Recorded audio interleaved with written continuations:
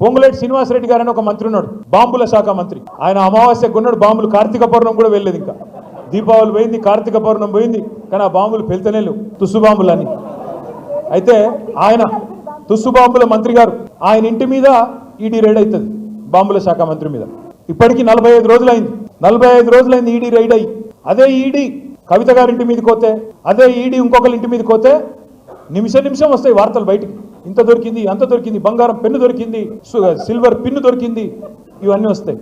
మరి పొంగులేటి శ్రీనివాసరెడ్డి ఇంట్లోకేమో రెండు కౌంటింగ్ మెషిన్లు పంపితీవి కదా, నోట్ల కట్టలు ఉన్నాయని చెప్పినారు, రెండు కౌంటింగ్ మెషిన్లు పంపినారు. 45 రోజులైన తర్వాత అక్కడ ఇక్కడ కాంగ్రెస్ వాడు మాట్లాడాడు, ఈడీ వాడు మాట్లాడాడు, బీజేపీ వాడు మాట్లాడాడు.